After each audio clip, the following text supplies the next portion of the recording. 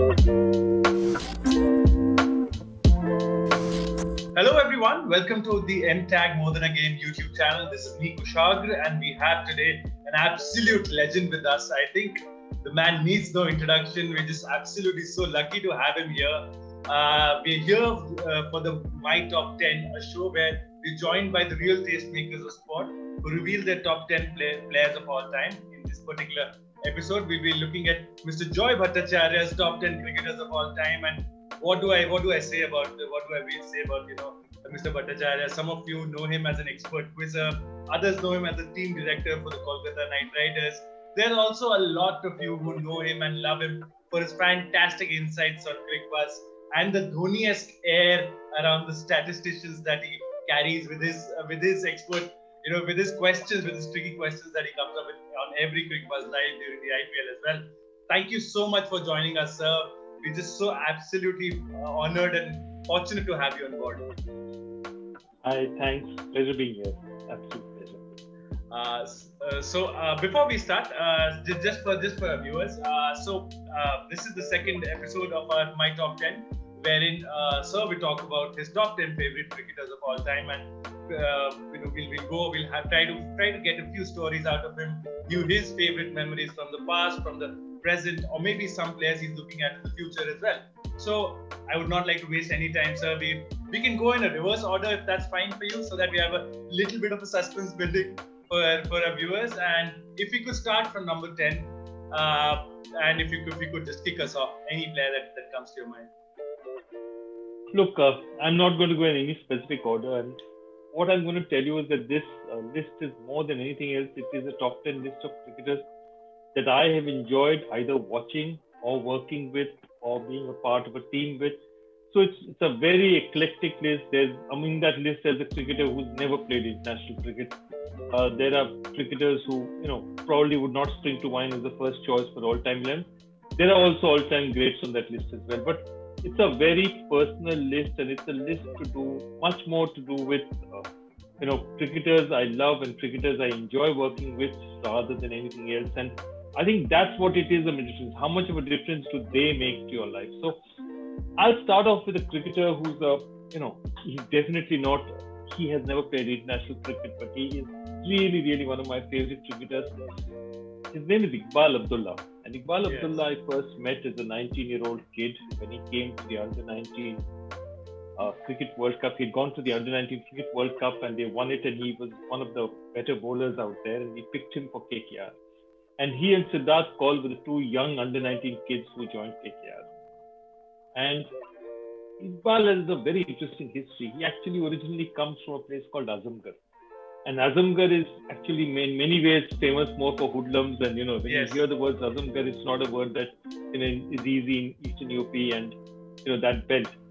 But Iqbal was and he came to Bombay, struggled, made his way into that Under-19 team. And it's just amazing the attitude he brought to the game. And the other part of it is how much he smiled, how much he enjoyed it. And I'll tell you why I value cricketers like Iqbal. So the 5th of May, and we were playing, KKR was playing the Pune Warriors 2012. And this was the only time in the history of KKR I'd seen that the whole ground was divided in. There's part blue because Saurav Ganguly is playing for Pune, and part purple because KKR is playing. And that entire ground was split between the two. And I remember, as I said, Saurav Ganguly batting, Rajat Bhatia bowling, and the match was in the balance, and he hit a mighty shot. It went straight up in the air. 5 fielders could have reached it. And I'm telling you, at that point in time, the biggest thing is that if you drop it, what are the consequences? What happens to you if you drop it?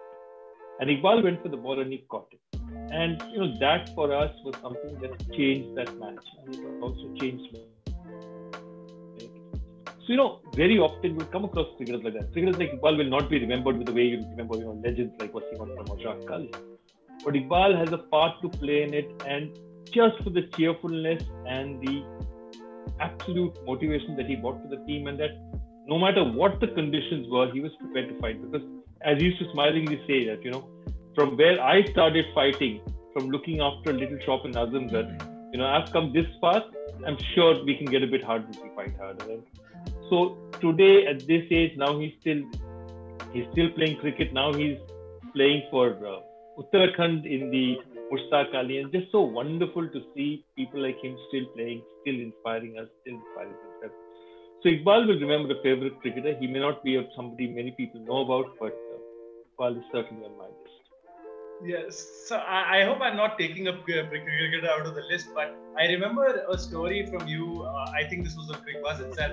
You were telling us about Mohammad Shami, and you asked him once, कि आपको pressure नहीं feel होता, and then he told you the story about कि जहाँ से मैं आता हूँ, I've seen way many more battles. At least there are not men or as you mentioned hoodlums outside, wherein I have to fear for my safety and security. So it's massively inspiring story from Iqbal Abdullah. I've been to the parts of the country that you're talking about that he's from, and it's just a major credit to him and himself and his attitude, of course, that he's been able to garner so much out of the talent that he had and all the hard work that he's put in. So moving on, sir, if you could get on to the next player. Such a wonderful story with the next cricketer has a very interesting record because his first class, his international ODI batting average is still unrivaled in international cricket. It's about 67 odd, and that's because his name is Ryan ten Doeschate, and he played many years for the Netherlands. And Ryan again is a very interesting personality. So Ryan is one of those people who very few of you know that he was actually he worked as a banker with Deutsche Bank before he got into cricket. So he is South African, though his roots are in the Netherlands, and he's just a wonderful, again, a cricketer who made the maximum of his abilities. And South Africa didn't have place for him when he played for the Netherlands. He scored 5 first-class centuries in 33, 34 odd international matches, all big team centuries. He scored them against England. Fabulous cricketer, again, workhorse fielder, terrific guy on the field, terrific guy outside the field, a guy who made the maximum use of his abilities. And Ryan is also an inspirational captain. And even at this age, in his late 30s, early 40s, he's captained Essex, and Essex is one of the most successful county teams. And a large part of it is, a lot of their international players, Alistair Cook and all, barely played overseas. It's people like Ryan ten Doeschate who keep it going there. And again, for KKR, you see a lot of players, you see them in the dressing room, but you don't really, people don't understand from outside how positive they are in whatever they do around the field. And guys like Tendo are just a pleasure wherever they go. They make a difference too, they change lives, they're fantastic. So my second favorite cricketer, Ryan ten Doeschate, and again, as I said, this list is in no particular order. Yes, and I remember Ryan ten Doeschate very well. Him, along with Dirk Nannes, had not switched allegiance back to Australia at that point in time. That Netherlands team which stunned the English at their own home ground was quite a sight to behold. And we'll move on, just like the beautiful drives that Ryan ten Doeschate used to play to the next player on the list. Yeah, so next time it's a standard, it's a specific, not a difficult one for Bengalis. It's Sourav Ganguly. And again, Sourav Ganguly, very interestingly, because I've seen Sourav Ganguly and I've been fortunate enough to see his brother Snehashish Ganguly play. And Snehashish, in his early days, probably had touch like very few others. And Snehashish's touch around the ball was even more refined than Sourav. It was literally almost Lakshman-X or, Azhar is in his riskiness and his ability to manipulate the field. But Sourav had that drive, and Sourav had something that, and what I give credit Sourav for most of all, which most people don't realize that much, is not because what he did in 1990. It is coming on in 1992, getting one tour in Australia where you get one chance to play, you get out for 3, by Anderson Cummings dismisses you for 3. And then for 4 years being in the wilderness. That ability to come back after 4 years and make it count, that's sure. Again, 2006, when he went into the wilderness, and he comes back as an all-rounder, goes to South Africa. And there's an ad, and so that's why I'm not even talking about his cricket. There's that ad where Sourav appears, and I think it was a Pepsi ad, and, will you support your Dada? And I'm honestly telling you, when I saw that ad, I was cringing. I said, don't do this ad, because, this ad will only look good if you make it. If you don't make it, you look really silly.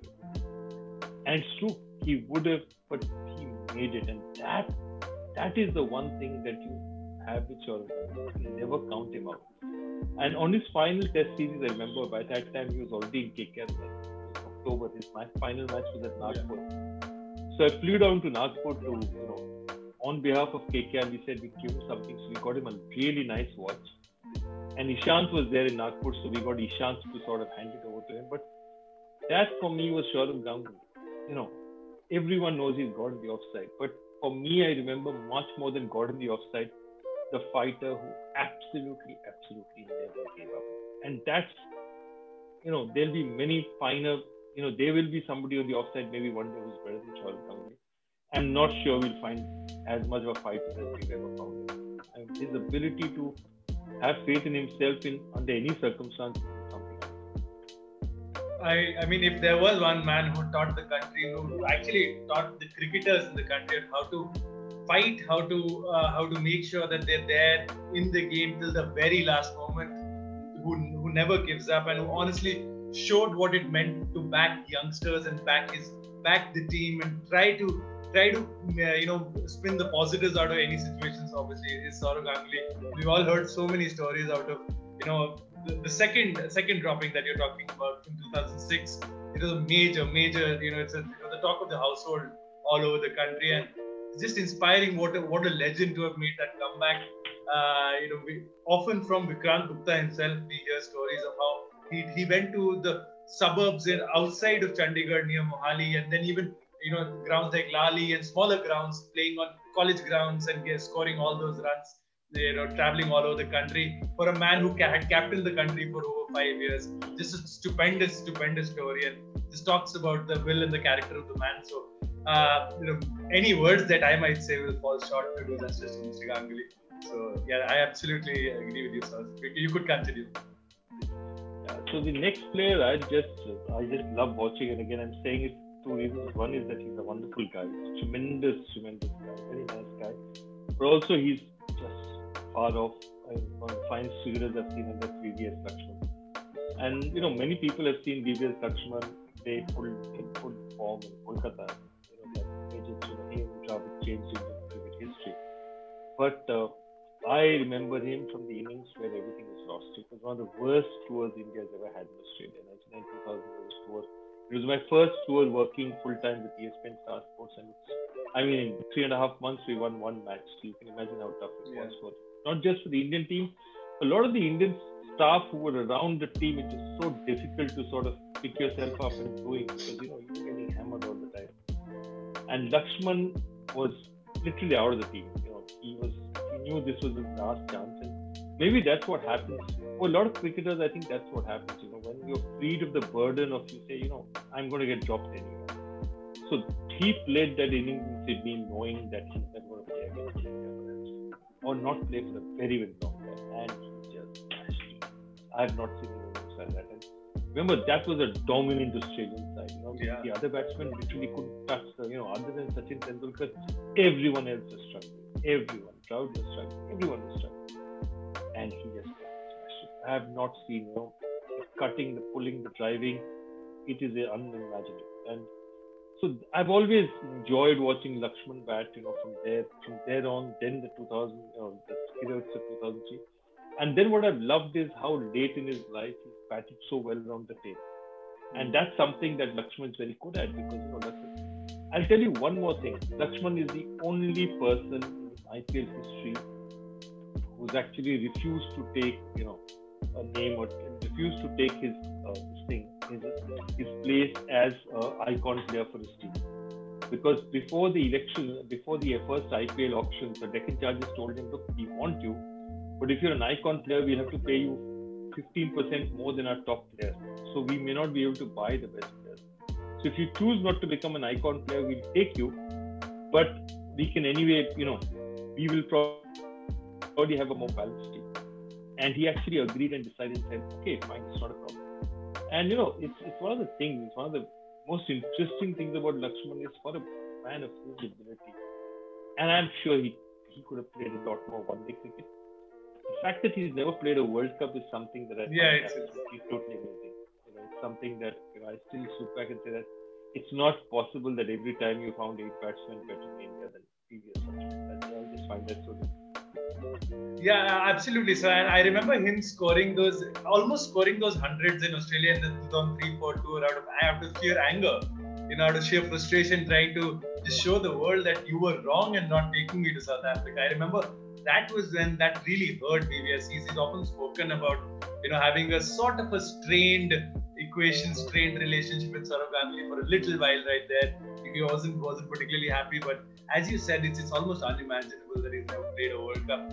What a marvelous player, and as you just stated, what a wonderful team man. It's always putting the team in front of him, and just it speaks volumes, isn't it? I know the franchise has changed, but he's essentially been with the same setup for the past 13 years and continues to think about the setup first and then himself second. That is so very Lakshmi. I mean, so very unassuming, so very straightforward, so very unassuming, very decent. I mean, there's somebody. I mean, VVS is somebody I just have enormous respect for. Amazing guy. Yes, sir. So we can move on to the next player on the list. I mean, next player it's an easy enough one. It's somebody. I mean, very rarely do you have an opportunity to spend time along with legends. I was fortunate to stay with a few. One of them was Jacques Kallis, and he just Jacques is so interesting. I mean, one of the things that you will come across is that if you ever watch and spend a lot of time, if you're with the team, you spend a lot of time in the net, because that's where a lot of things happen. I can promise you, Jacques' bat made a very distinctive sound. After a while, I could literally recognize when Jacques was knocking the net. It's something I cannot describe it. He was so correct. He was so precise. The bat was hitting in such an angle. And that was Jacques. Jacques was just perfection. And, the interesting thing is I saw him in his worst format. And Jacques is a great. Jacques walks in. Jacques is Sachin Tendulkar and Zahir Khan put together. That's Jacques Kallis in Test. And one-day cricket also, he's done very well. In fact, he started the only big tournament Australia has won. Is the first ever Champions Trophy, and I was there. And Jacques was a 19, 20-year-old when he won it in Sri Lanka. Won it in Bangladesh. South Africa won it in Bangladesh. Jacques scored 4 half centuries, bowled well. But after that, I mean, I'm just thinking of Jacques in 99, 2000. The fact that did he ever think that he'd not win another major title after that? Because with that South African team, with those kind of all-rounders, they would have thought we'd win probably even a couple more trophies before we go. That's what it is. But Jacques won for KKR, and he was absolutely unbelievable when it counted for KKR. Absolutely unbelievable. I mean, I often tell this story about, in Delhi, meaningless match, mid-table match, 2011, first season. Jacques is out there, he's bowled, not batted very well, bowled 2 overs, got hit. He's fielding a deep mid-wicket, moving between deep third man and deep mid-wicket, because depending on the batsman. Close match. Firoz Kotla is a rock hard. And Jacques is just diving all over the place with meaningless match. And every time Andrews Deepus is running out and Jacques is running him back. He comes out of the match. He wins the match by 7-8 runs. And Jacques has made 3 boundary stops, which is probably the difference in winning the match. And he just comes back, he starts stripping off his clothes, and there's no skin. There's no skin on either side. And that's Jacques Kallis. For a match, one of the greats of all time was prepared to put his body on the line for a match because he was playing for the team and it mattered that the team won. And when you have players who do stuff like that, the most important thing is after that you never question. The juniors in the team, you never have to establish a culture. They know, okay, this is what culture is about. So Jacques is a great, but Jacques is also one thing that Jacques is a player you can build a culture around. Jacques is a player you can build a dynasty around. And that's really, really what Jacques is. Yeah, I mean, truly one of the greatest all-rounders, and probably one of the best batsmen, in the top order of all time. So how often can we ever say that about any player? And as you quite rightly said, he is. If you actually look at the stats, he is Sachin and Zahir combined together in one body, and it's just incredible. Even the very last Test series he played, he managed to score a ton against the Indians. So he could have gone on for longer, I personally felt. But yes, Jacques Kallis, an absolute legend of the game. and massively important player for Kolkata Knight Riders in the past and as well. So I don't know, I'm a little dumbfounded for word for Jacques Kallis. What a wonderful, marvelous player, and I remember his performances against Australia very fondly. I remember those 2 consecutive away series wins for South Africa and Australia. Him along with Faf du Plessis, AB de Villiers, Graeme Smith, and Dale Steyn, they were the core of that brilliant South African team that went down under and actually managed the 2 series victories. So massive credit to the legend, and we'll carry on, sir. So next up is the guy who's probably the only one of the current players who's regularly playing right now, and he's not an Indian. Somebody who I've always had a lot of fondness for because I've seen him for a very long time. Pat Cummins. And Pat first came to our notice as a 17-year-old bowler, and in those days, a 17, 18-year-old was bowling at 150, and he was this really scarily fast bowler.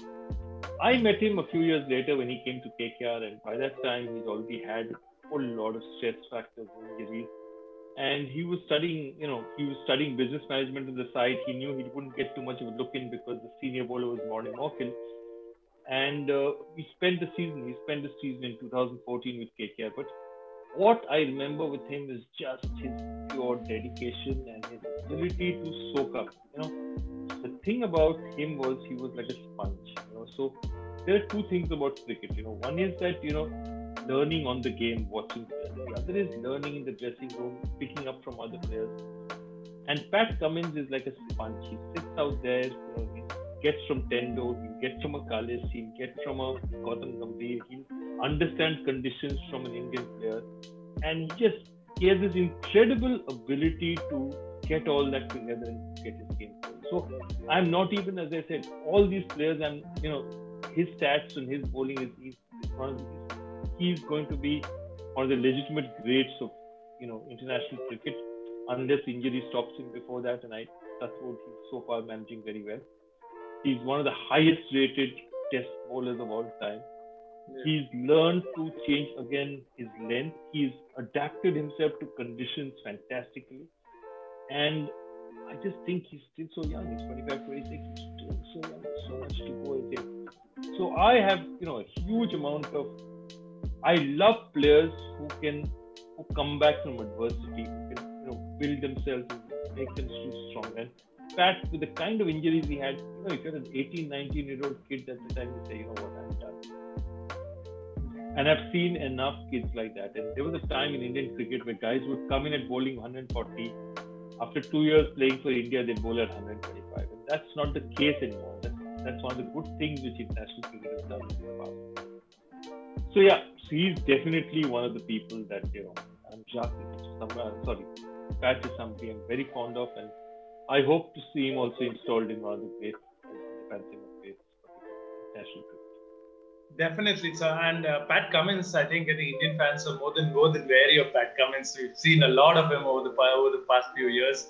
Of course, in the IPL and whenever India do take on Australia, even in the recent tour when the Indian team did tour Australia, he was hands down the best bowler on show across both the teams.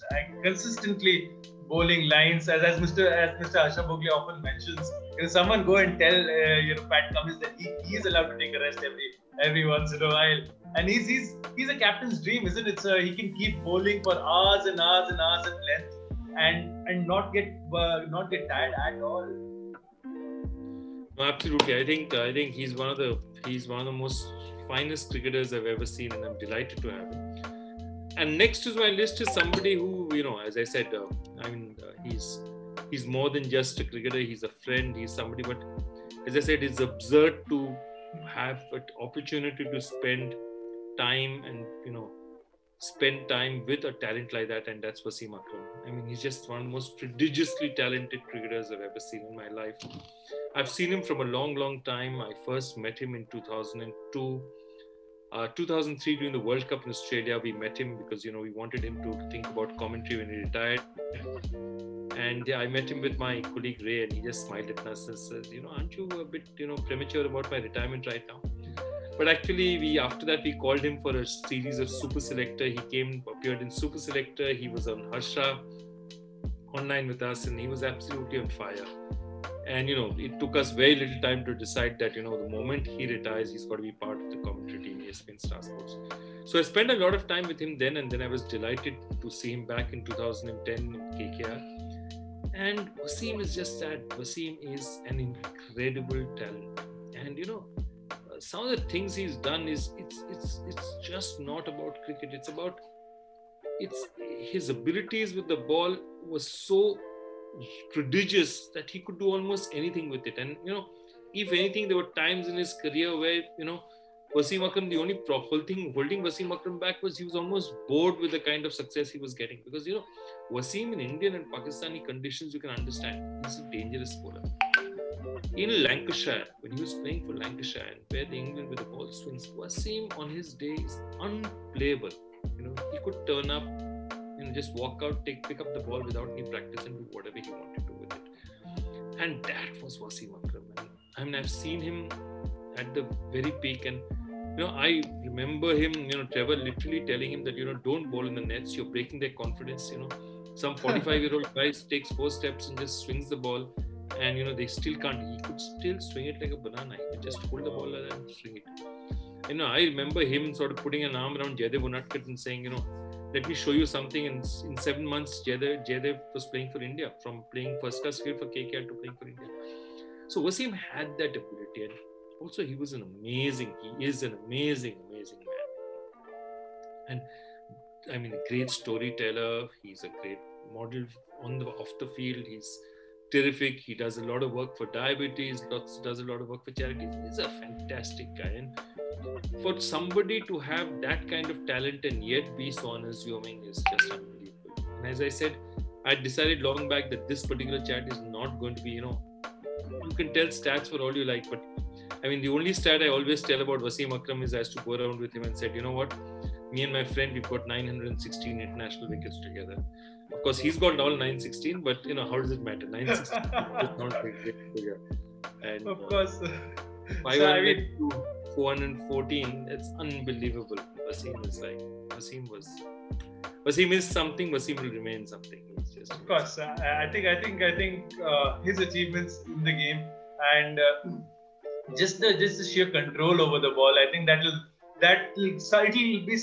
be some ways for someone to go and try to even live up to those standards for a few years, let alone the longevity of his career. That's also marvelous for me, because for a fast bowler to have a 20-year international career almost, and keep terrorizing the batsman from the very start to the very end. He was a top strike bowler, and let's not forget his batting exploits.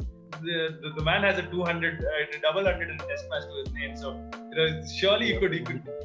He used to always get at Sunil Gavaskar when they were in commentary together. He used to jive that, who's got the higher Test score, and it's 257. That Shekhpura is higher than Gavaskar at 236. So they were big up about it, Wasim. And of course, it's not that Wasim was ever serious about it, but and that's the thing. That's the other ridiculous thing, that he was never serious about his batting. And it's one of those things that had he been serious, God knows how many more runs he might have got. But he just walked in as a bowler, so he just swing the bat. Just the aura of him walking out to bat, that must have been so reassuring for the Pakistani fans and for all the county sides and club sides that he played for, because he's just a marvelous man. And just a quick query from you as well, sir. Just like your comment on the Shaz and Vaz show, honestly, that for me personally is some of the best content on that tour that happened with Mr. Bhimani in the middle and the two towering giants around him. What a spectacle! What a wonderful time it must have been for you all to record those. No. We started those because we wanted to do something which was different from just the cricket, but was interesting. And Shastri and Wasim were interesting personalities.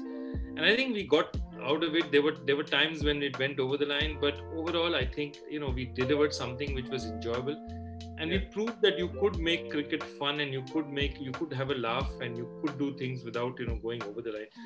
I think, as I said, we were guilty at times that we went over the line. I think it happens.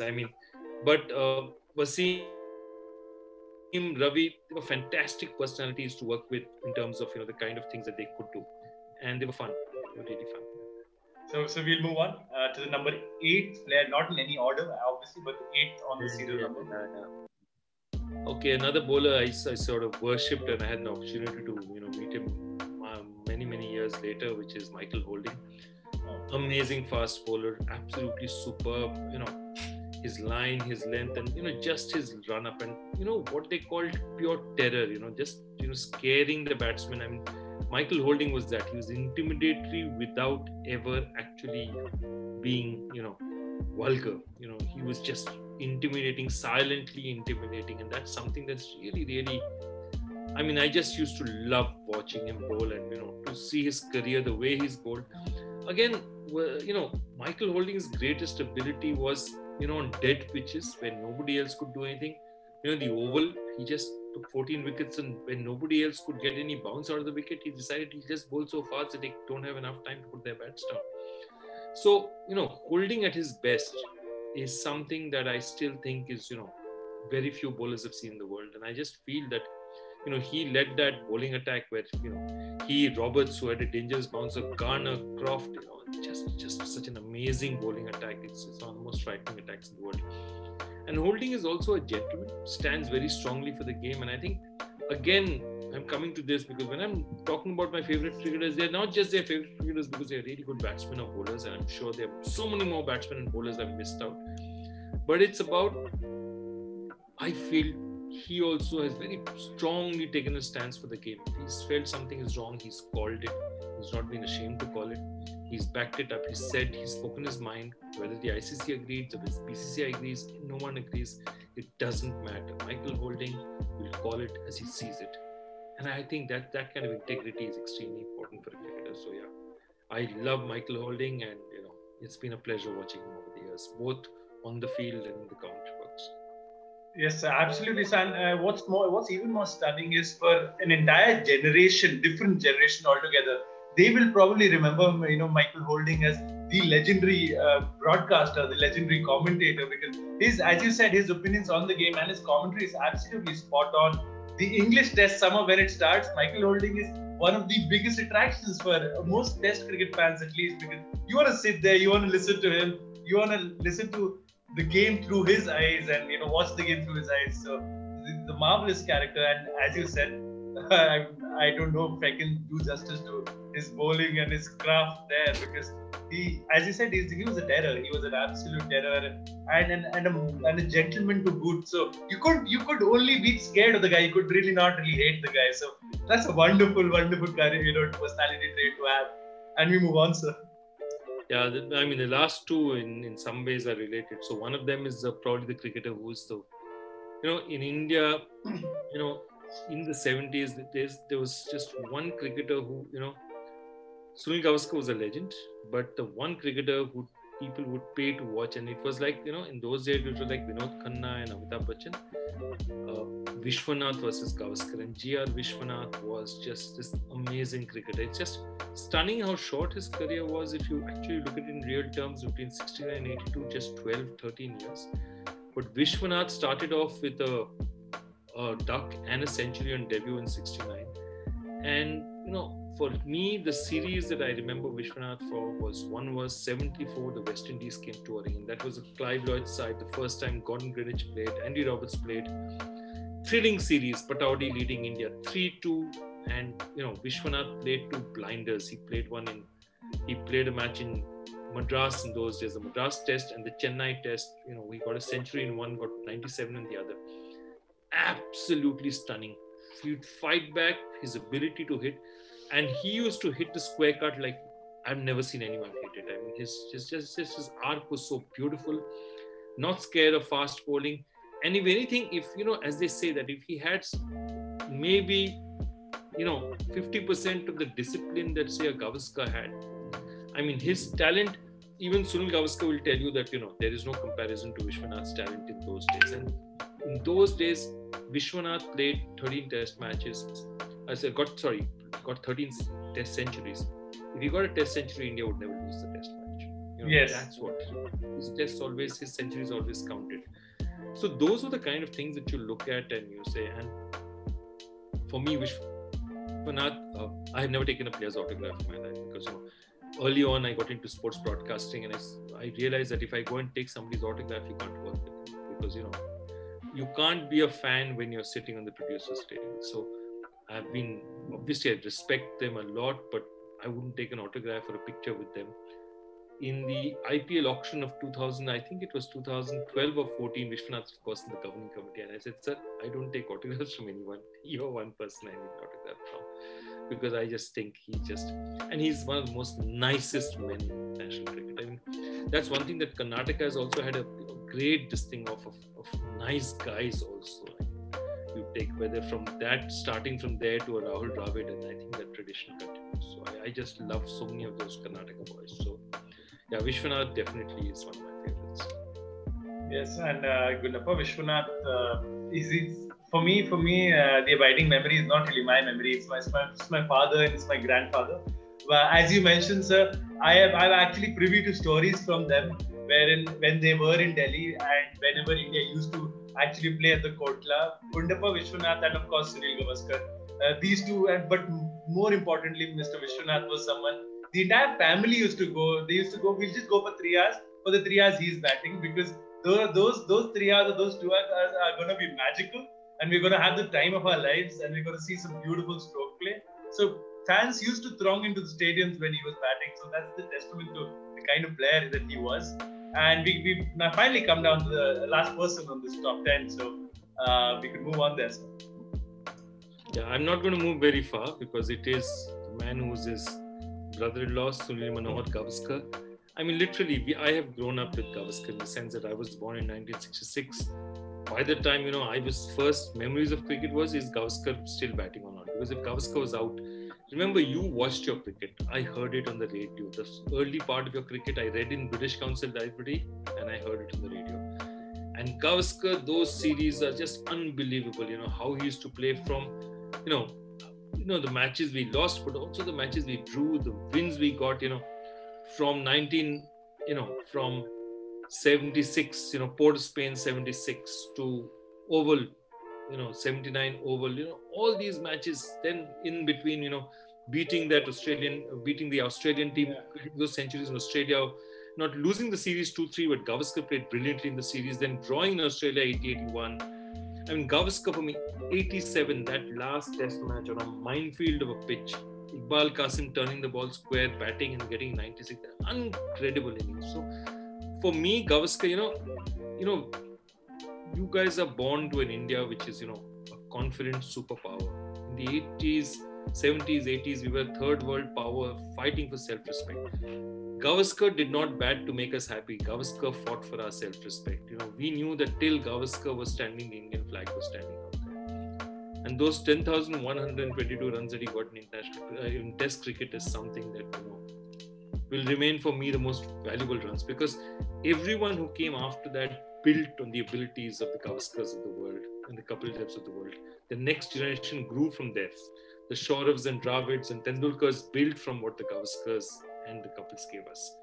And for me, that's why my favorite cricketer will always be Sunil Gavaskar. Oh, I have goosebumps. I have goosebumps the way you described Sunil Gavaskar. I don't know. I think I would like to leave it at that only, because what do you say about Sunil Gavaskar? Unfortunately, as you said, I wasn't around to see him in his pomp. In fact, I was born after he retired, quite a little after he retired. But his is an impact that's unparalleled. That will remain unparalleled in Indian cricket. And as you said, he is the foundation upon which the house of the Indian cricket has been built. And players like him, Kapil Dev, even going further back, Bishan Singh, Bedi, Nawab Patodi, and beyond that as well. So a long list of these fantastic cricketers. But all in all, so thank you so much. This has been, I've absolutely not realized where the time's flown by, and promised you a 30-minute episode. We've definitely flown past that. I just on behalf of the MTAG More Than a Game team, and of course from myself, massive thank you to you, because I absolutely thoroughly enjoyed this time with you. Thank you, my pleasure. Have a good one. Thank you so much. Thank you so much, sir. And this is Kushagra. I'm signing off. And once again, a massive thanks to Mr. Joy Bhattacharya. Do check out the video. Do share, like, and subscribe to the More Than a Game YouTube channel. And of course, check out our accounts on Insta, Twitter, and Facebook. Once again, I'm Kushagra. This is me signing off. We'll see you soon.